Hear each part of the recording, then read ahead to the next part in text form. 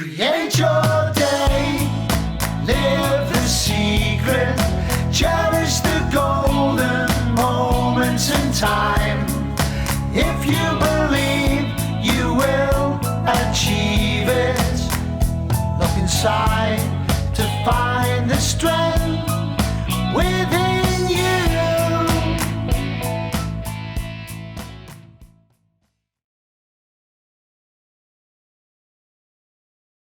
Hello and welcome to Two Different Worlds.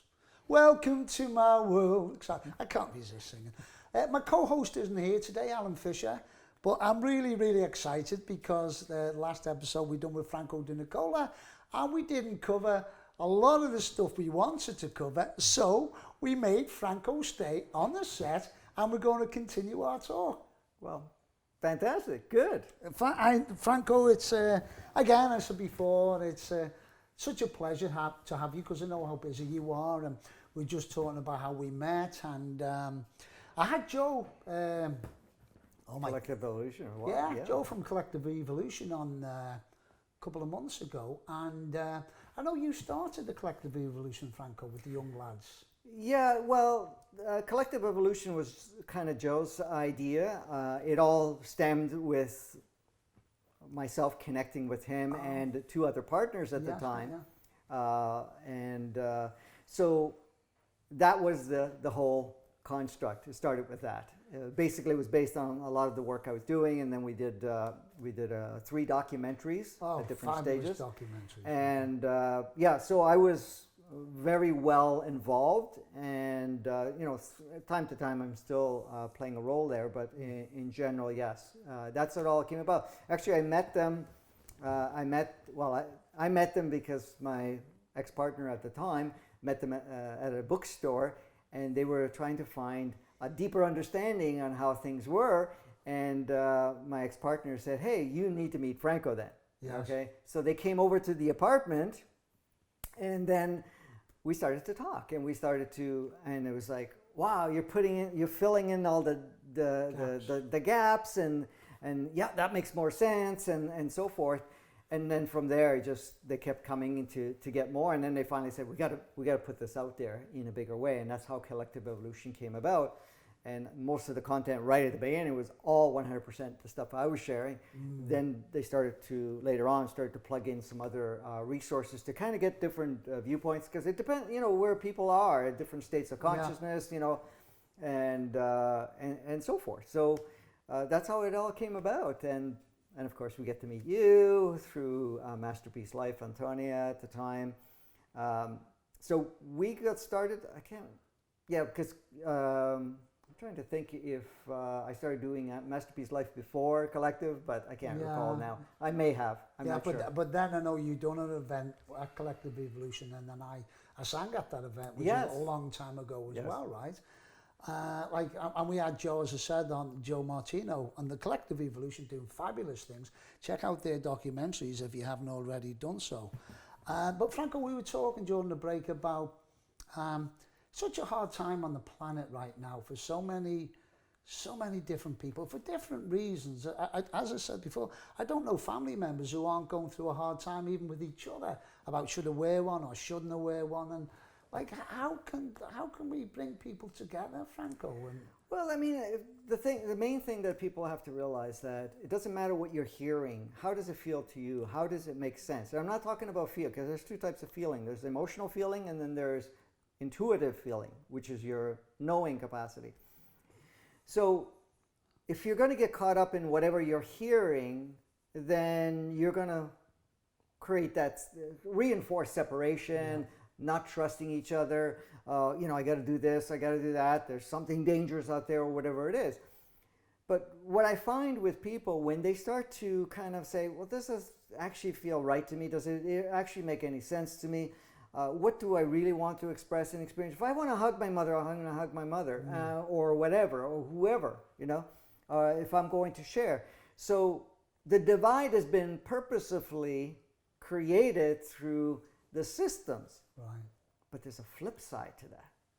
More emphasis on polarity, right, wrong, good, bad, and who to be afraid of, and creating a divide amongst each other, accentuates that to the point where you get to realize that doesn't compute with me, doesn't even feel good to me, and it's going to bring people closer. You get to the point is, I'm done with this game, okay? I don't care who says what. I'm not going to go there anymore. This is what you're finding with people that are wearing the masks. You're going to find with people that are, staying away from their loved ones. They get to the point, it's like a year and a half later, and it's like, no, I'm not doing this anymore. I want to go see my parents. I want to go see my siblings. I want to go and connect with certain individuals. I'm not going to walk into wherever, and I'm not going to be told what to do anymore. Why is that? Because that is that self-empowerment coming to the forefront. There's self-awareness that, hey, it doesn't matter who's making up the rules. I'm the only one that decides what I want to participate or not.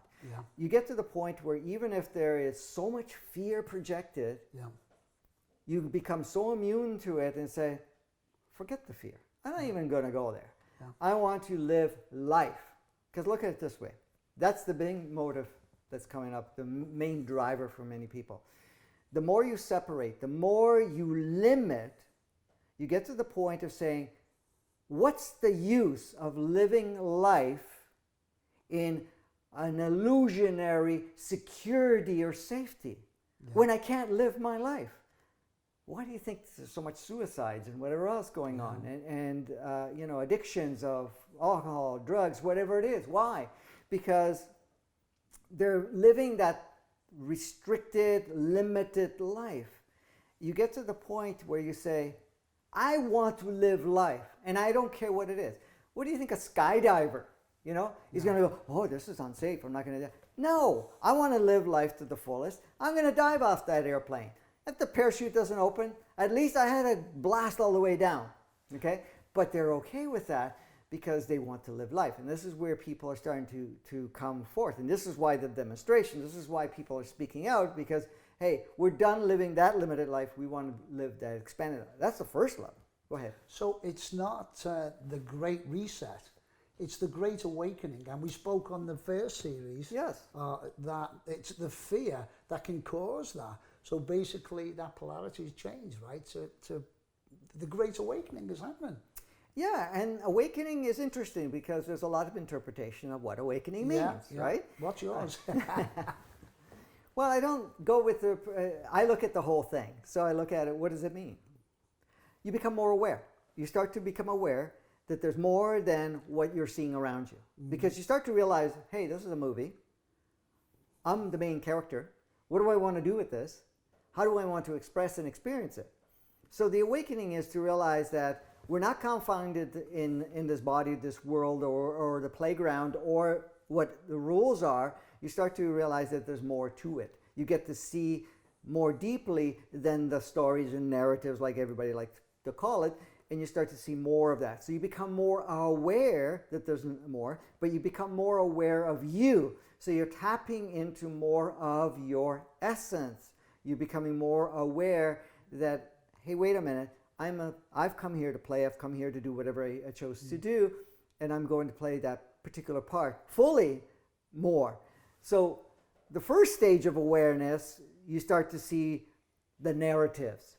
And then there's all this thing about, the villains, the dark forces, all of this other stuff, conspiracies and whatever, the stuff that they're talking about. They put a lot of focus on that. And then they're demonizing everybody. Right. That's the first stage, because you're still not aware enough, conscious enough to see the bigger picture. Yeah. When you get to the bigger picture, you see it for what it is. They're just role players, and they're just playing a polarity. To wake you up. Yes. And at the same time is I have full permission and I have full capacity to say, hey, you don't have to play that role anymore. You can play with anybody else, but you know what happens? We're all realizing we don't have to play that role. So you're not demonizing, you're basically realizing that, in fact, use that experience as that limit to unpack yourself, but then you say, okay, we're not playing that small world anymore, or whatever that may have been. So the whole thing about the narratives, the evils, and whatever else. That's another cycle of getting caught up in the right, wrong, good, bad, dark, light. Same thing with the light workers. You know, they're coming in and say, "Oh, I'm a light worker," and we're dispelling dark. What the heck does that mean? Yeah. Light and dark are of the same fabric. Yeah. The only way you can fully embody or fully become unified is to merge the dark and light. Then there is no dark and light. There's only full 0 oneness state of being. Then at that, now you're accessing source essence more clearly and more powerfully. When you see everybody, whatever role they're playing, as another facet of you playing whatever role, and you embrace that, and you say, you don't have to play that with me anymore. In fact, you don't even have to play it with the collective anymore. They're saying, okay, finally, I get to get free and move on, because I don't. It's not difficult. It's not easy to play, say, extremely polarized. So what happens? You start to see dark and light. Then you notice that, hey, as light, I'm not fully empowered. How do you become empowered? I need to embrace all of it and neutralize all of it and become holistic, because all of it is made, like I said, the same fabric, same field, same energy, same consciousness is still source, regardless. So what would you say then to our viewers out there if they're, I mean, because as we know, fear closes you down, right? And love opens you up. What would be the best technique for people to like understand or have a bit of an understanding of what you're saying, to get there, to be fully empowered, to know that they're connected to universal energy or everything, because we're there? How would you, what advice would you give? Well, you know, the thing is, most people are not, and this applies to all of us. I mean, we've all gone through it, where, you know, we give so much power to the fear and whatever else that we're hearing, we never really get to a chance to actually sit with it and really experience it. It's almost like we're running away from fear, and we're trying to do everything so that we don't experience fear. When you actually stop and allow yourself to fully embody that fear, look at that boogeyman in the freaking closet, which is just an illusion, you start to see the fear as an illusion, and guess what comes out? What you said, love, the pureness, the fullness of that experience. And then the fear shifts away. The fear is only projected and can be maintained as long as we don't look at it. You know, and we're always trying to run away with it or trying to create an environment. But when you embrace the fear, okay, like anybody, you know, they're afraid of heights.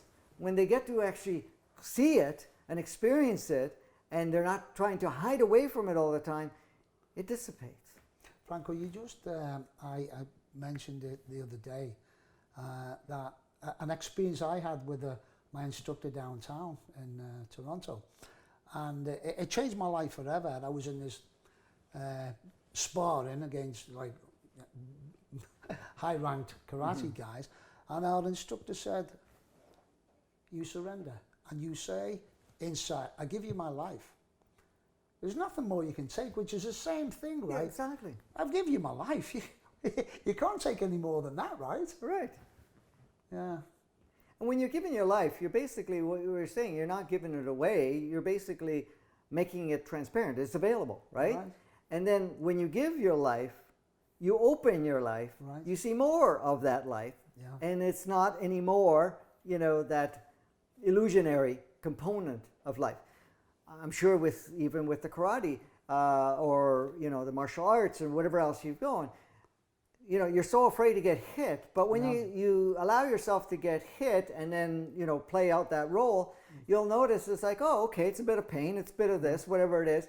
Now I don't have to be afraid of it, but I'm also going to use my capacities to spar or not be hit at this point, because it's not what the game is.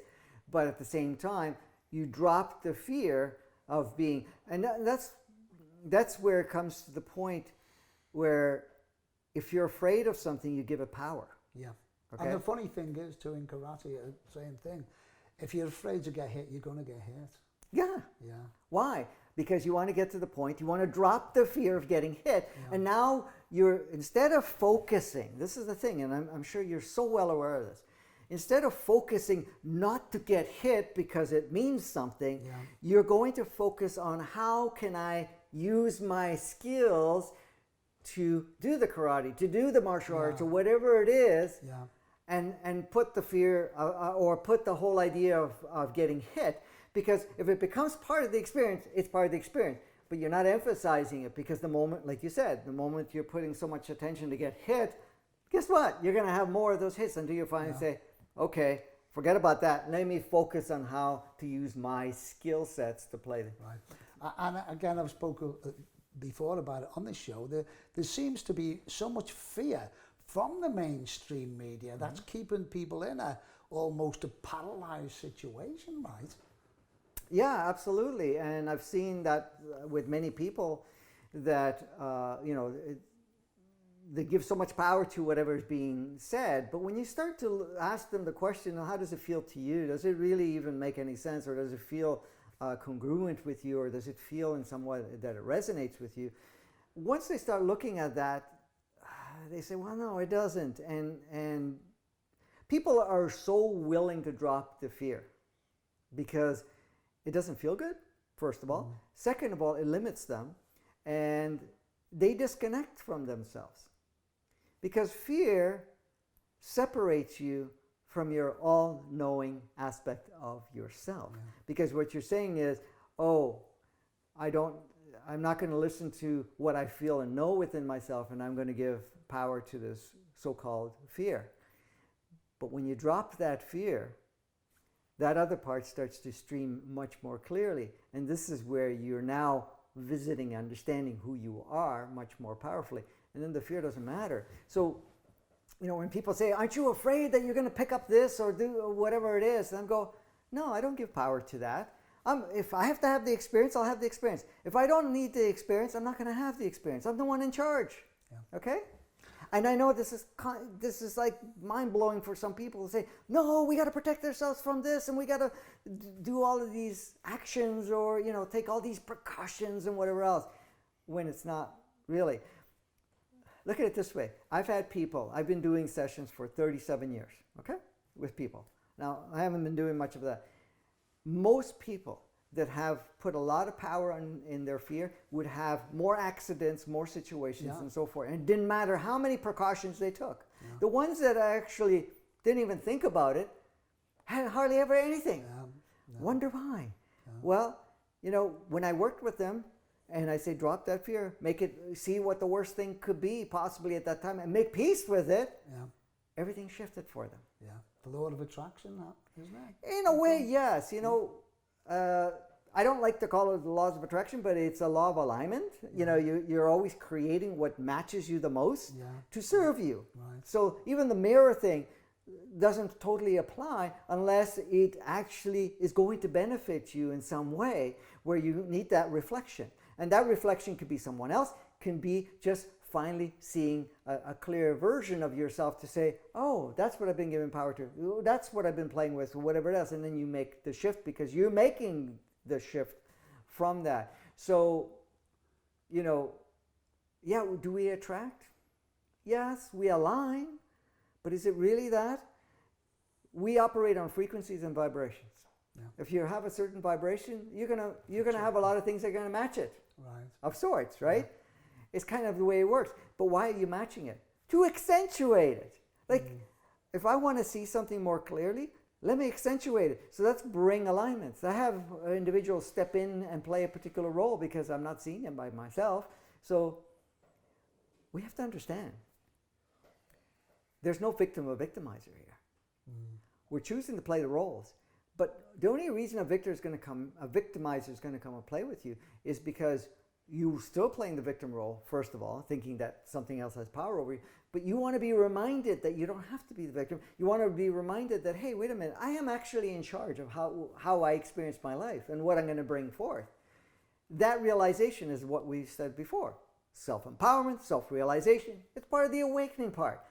It's like, oh, I actually have freedom. And I can give power to anything I choose, but I don't have to give power because I'm self-empowered and I can play whatever role. Because a lot of things that people have a tough time with is to understand, if somebody's playing a negative role for you instead of demonizing them, instead of being afraid of them, instead of saying, you know, you're this or that, or going into the whole game of forgiveness, you're basically now going to look at it and say, okay, what is really the message I'm giving to myself that I've asked this role player to play that role?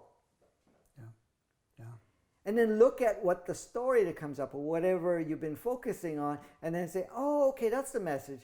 They're the ones that's kicking my butt. They're the ones that are playing that role. Because we actually will not have any experience unless we agree of service. Agree of service. You can't forget that. It's always a service. It's not about blaming anybody. It's looking at how you feel. What's coming up for you? What's your storyline? What you are putting so much energy into that needs to shift? Franco, we're done? We're out of time again. You got a couple of minutes to wrap it up. Again, I think we need 3 episodes. Hey, are you okay if I do one more episode? Absolutely. Absolutely. We can do 10. No, 10? You don't have to do 10. But Get the dinner on, guys. Again, Franco, it's been such a pleasure. Thank you again. Gonna wrap it up. So thank you for watching, and connect with us again on 2 different worlds. Create your day, live the secret, cherish the golden moments in time. If you believe, you will achieve it. Look inside.